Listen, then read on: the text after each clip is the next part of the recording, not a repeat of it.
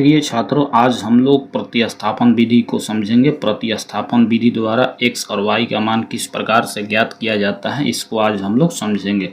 यहाँ पर दो समीकरण दिया गया है। पहला है 4x + 2y = 10, इसको हम मान लेंगे समीकरण 1। दूसरा दिया गया है 3x + 4y = 12, इसको हम मान लेंगे समीकरण 2। अब हम क्या करेंगे कि यहाँ लिखेंगे समीकरण 1 से, समीकरण 1 से।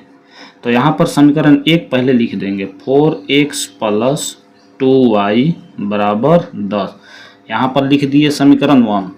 अब हम क्या करेंगे कि इस समीकरण 1 से x का मान निकालेंगे। जैसे कि यहाँ पर 4x बराबर इस 2y को 10 में घटा देंगे, 10 में से 2y को घटा देंगे यहाँ।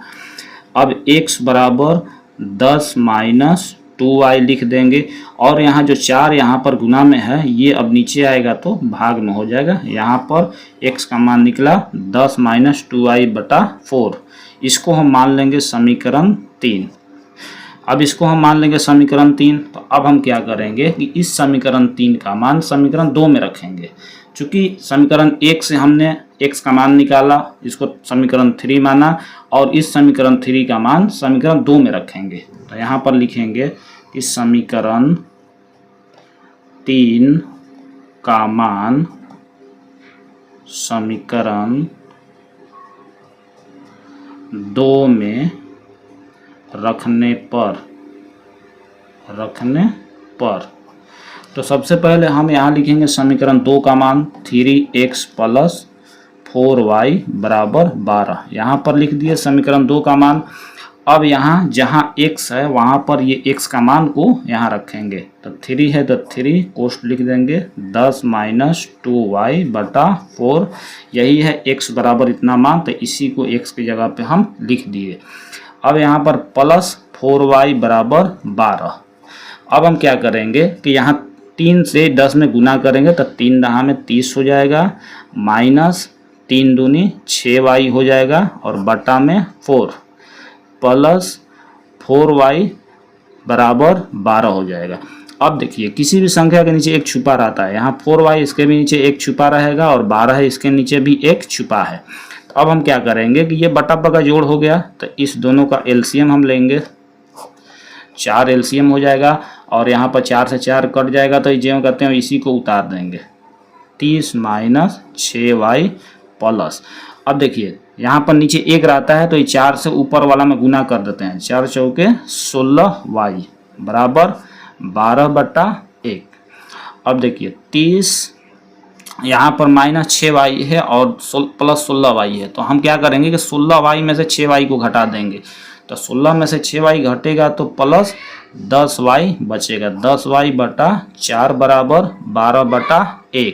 अब यहाँ पर हम क्या करेंगे कि यहाँ पर तिरछा तिरछी गुना, क्रॉस मल्टीप्लिकेशन, मतलब इससे गुना इसमें होगा और इसका गुना इससे होगा। तो जब इसमें किसी भी संख्या से 1 से गुना करते हैं तो ज्यों कहते हैं वही लिखते हैं। तो 30 + 10y = 12 चौक 48 हो जाएगा। अब हम क्या करेंगे कि 10y = 48 में इस 30 को घटा देंगे। तो 10y = 48 में से 30 घटेगा तो 8 की 8 हो जाएगा, और 4 में से 3 गया 1, 18 हो जाएगा। अब हम क्या करेंगे कि y = 18/10, तो 18 का आधा 9 हो जाएगा, इसका आधा हो जाएगा 5। तो y का मान कितना आ गया, 9/5। तो y का मान हमको मिल गया 9/5। अब हम क्या करेंगे कि इस y के मान को समीकरण 1 या 2 किसी में भी रख सकते हैं। तो यहाँ लिखेंगे कि y का मान समीकरण 1